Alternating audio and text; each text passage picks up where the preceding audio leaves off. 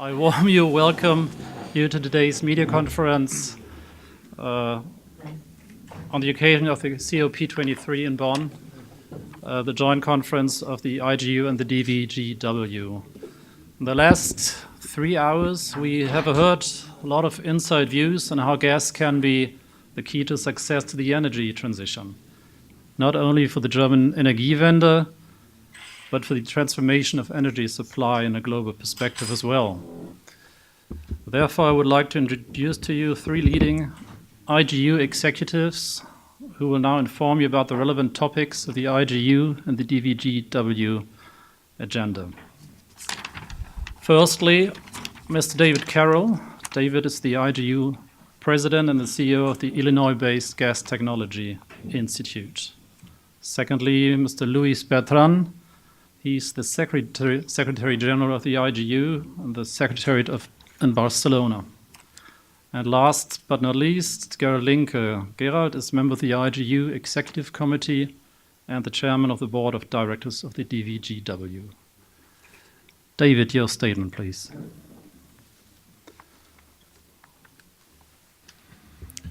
Well, thank you, Daniel. I think it's been a very productive morning, and we at the IGU have been privileged and honored to share the planning and conducting of this event with our friends here at DVGW, Gerald Linke and his entire team. You heard throughout the morning the extensive and expansive role that natural gas can play in meeting the needs and the challenges of today, such as economic development and air quality improvement, to also addressing the challenges of tomorrow, which is the reduction of carbon and other greenhouse gas emissions.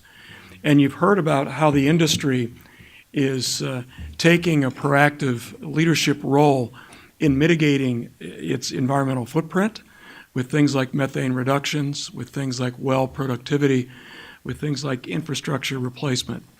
And IGU, in its efforts to help advance the industry, has been spending a tremendous amount of time and effort to coordinate among our members and to coordinate among the representatives of the global gas industry to develop and exchange best practices on the effective production, transportation, and use of gas, to network with each other to learn who is advancing elements of the business from technology to operation practices, and together advocating and getting our message to policymakers around the world, both at a global, national, and local level, to make sure that the inherent benefits of natural gas, its affordability, its accessibility, its flexibility,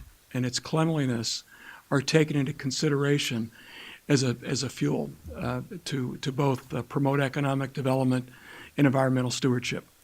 So we've again been privileged to spend time with the DVGW today.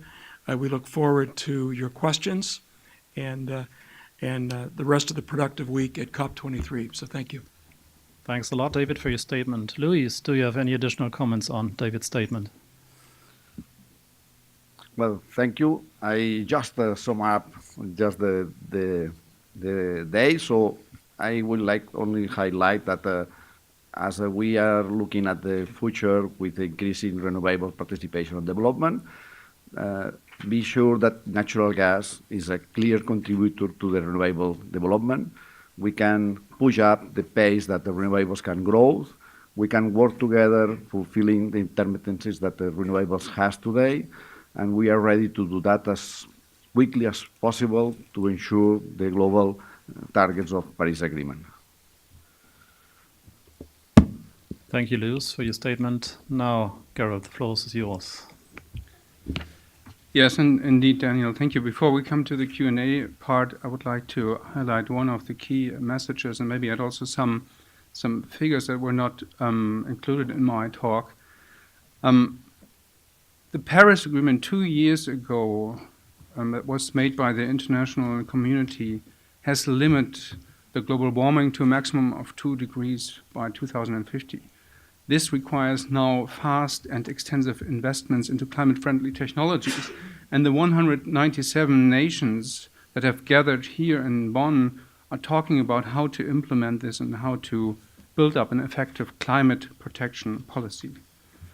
The current distribution of greenhouse gases emissions shows that the United States, China, and India are responsible for generating about half of the global CO2 emissions.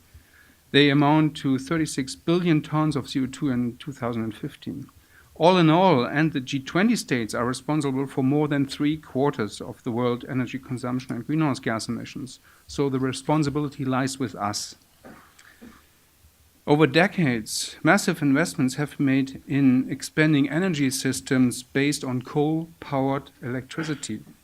If coal and petroleum products continue to be used extensively, there is no chance, definitely no chance, to meet the climate protection targets by 2050. However, the ambitious targets of the Paris Agreement can be achieved, and quick wins are possible by a strategy that combines renewable energy like wind and solar power with natural gas and with renewable gases.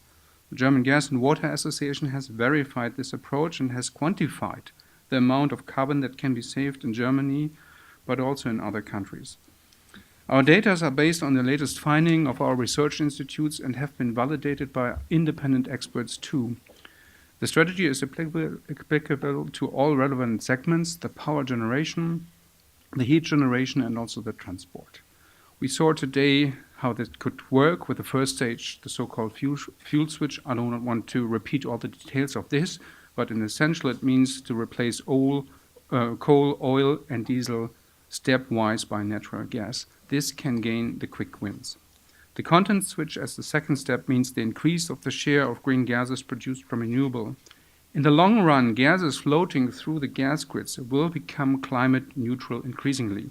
Currently, 4 renewable gases types or green gases can be produced with significant quantities, namely biogas, biomethane, green hydrogen, and also synthetic methane. Step number 3, the modal switch, is the third element in the climate protection measure. It enables the use of even larger quantities of zero-emission gases as they originate from renewable excess power. Power to gas, the electrochemical conversion of electrons into molecules, will have an important role to play, making renewable energy available to all energy sectors via the gas infrastructure.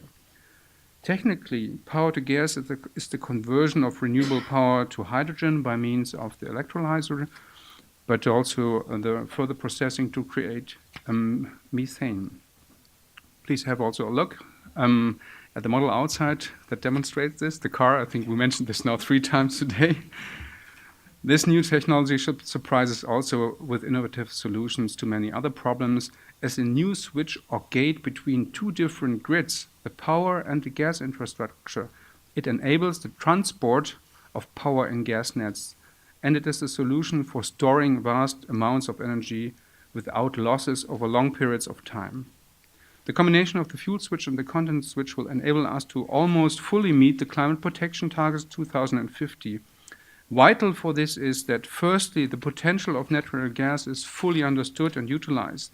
Thus, we request for a non-discriminating technology-open change of national energy policies that prohibit the utilization of the cleanest among all fossil fuels.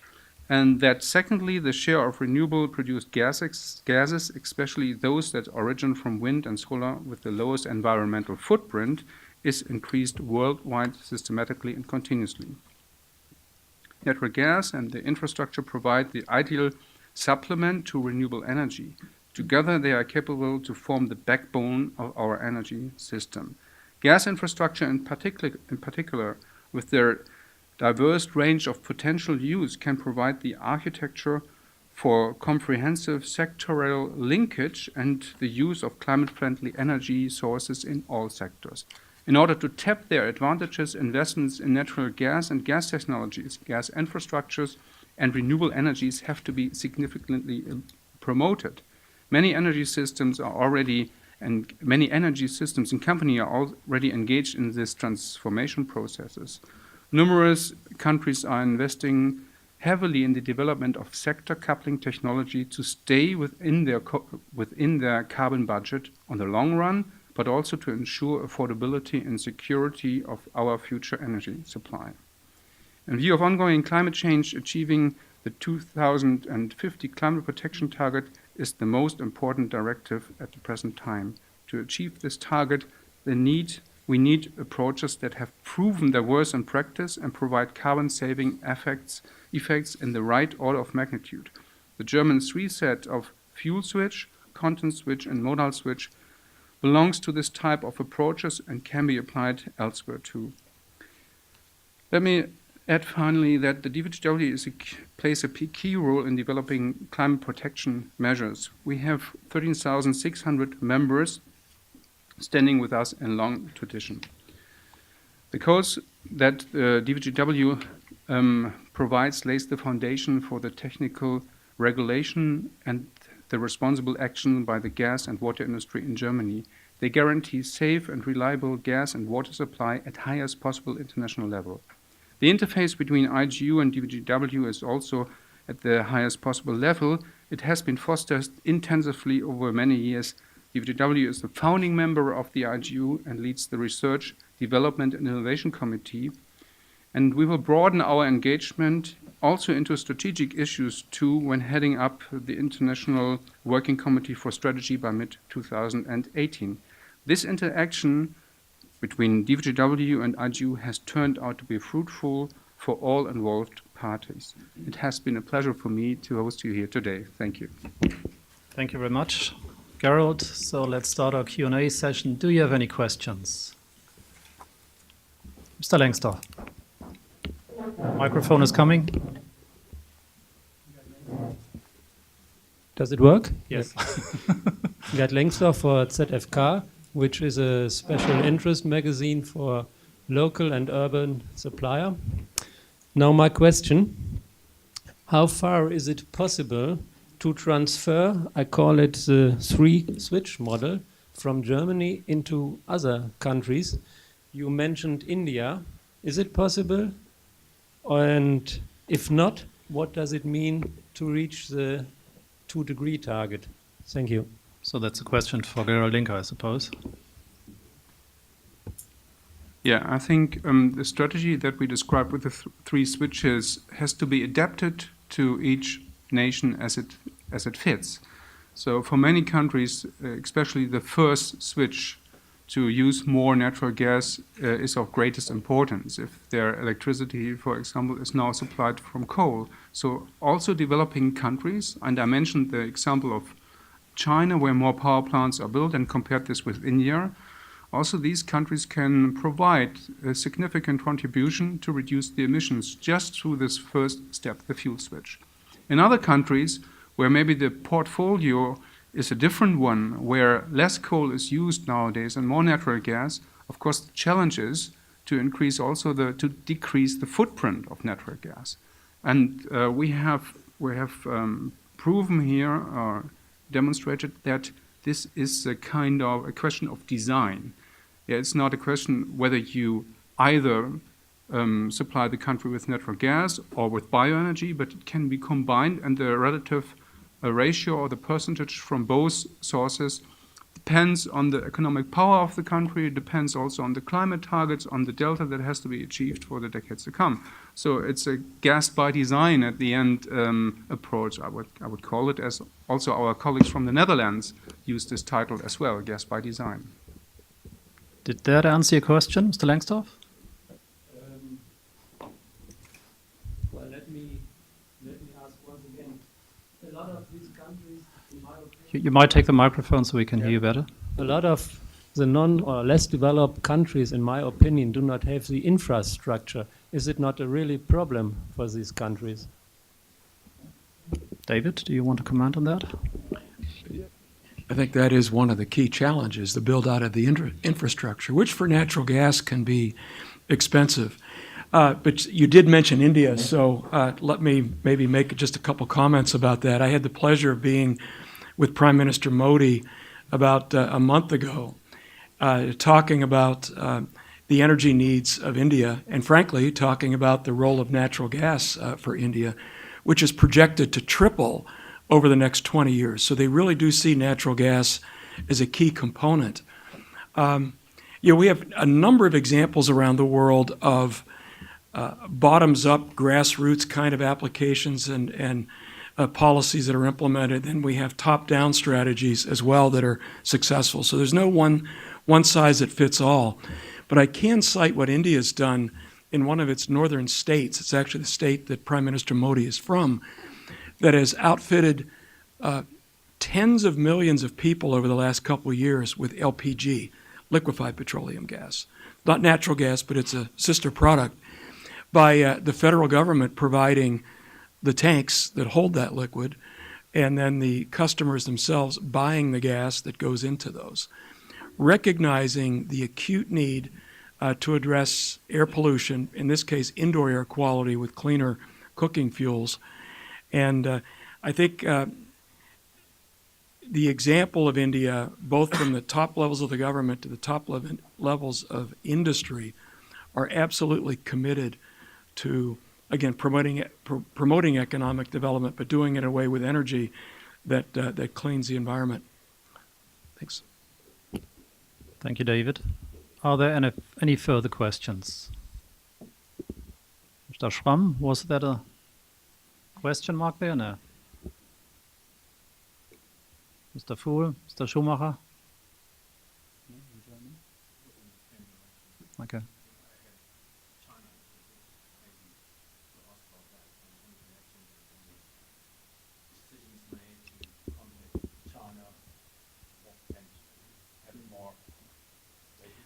I'd be happy to address China. Been there many times in my tenure.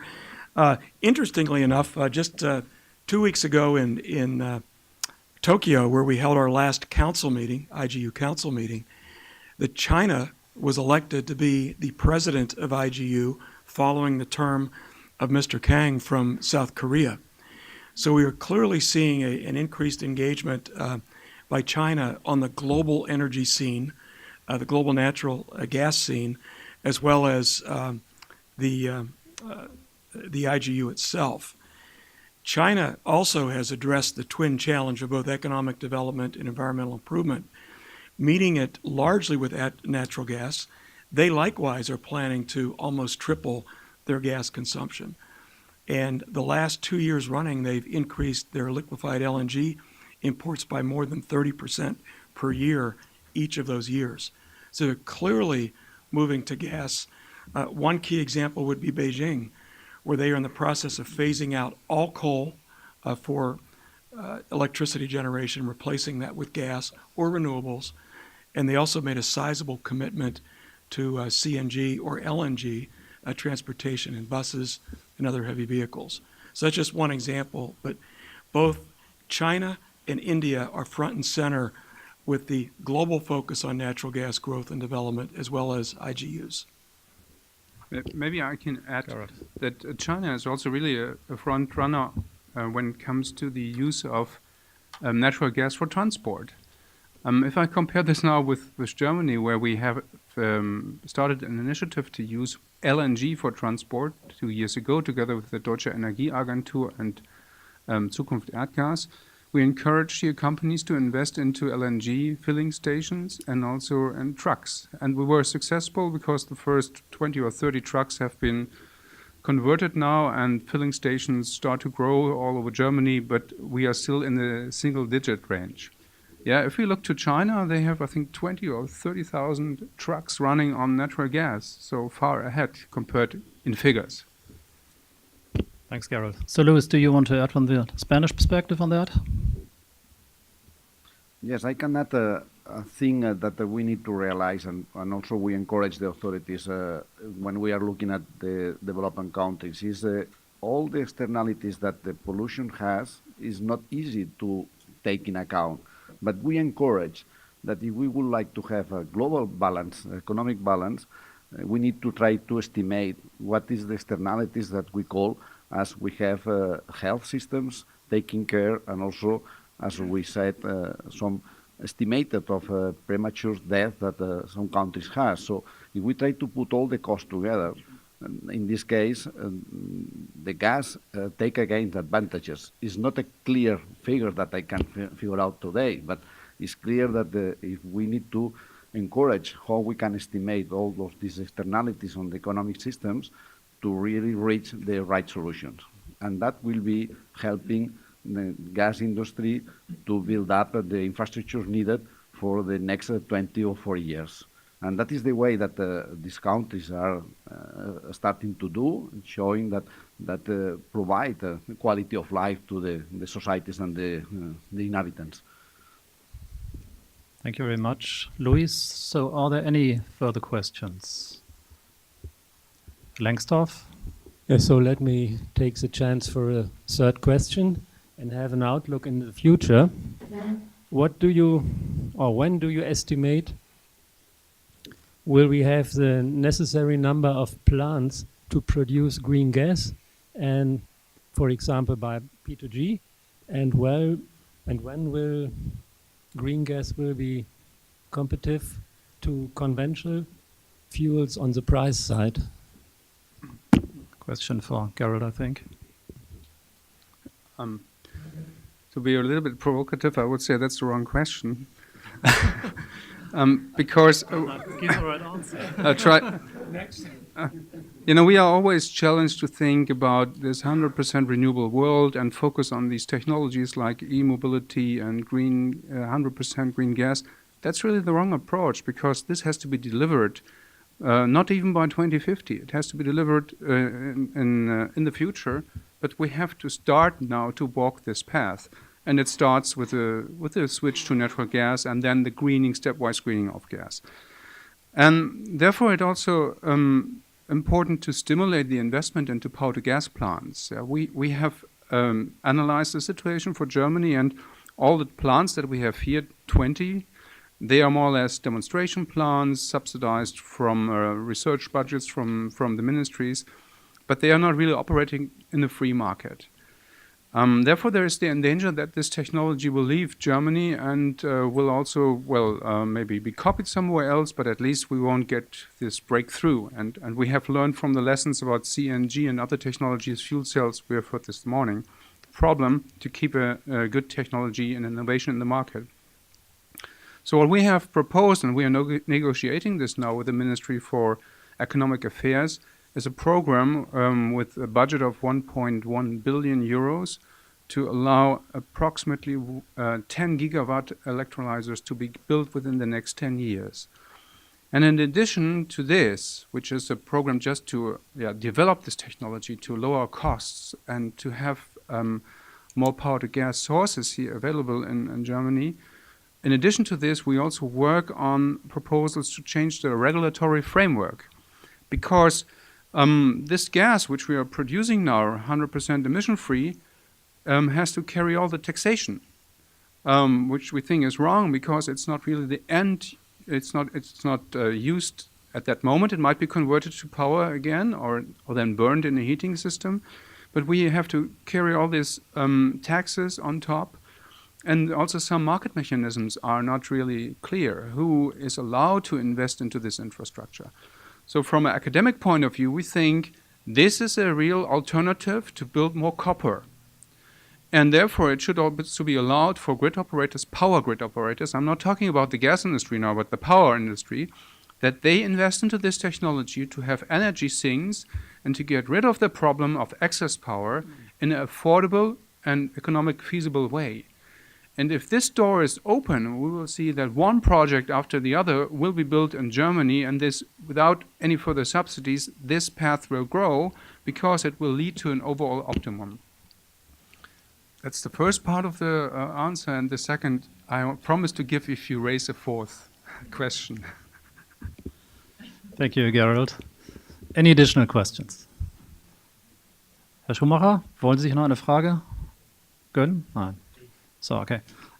So that's not the case. Then thank you very much for your interest in the press briefing. We will have a cocktail lunch now. After that, David will wrap up the event with a closing speech. Thanks a lot for your interest. Thank you very much.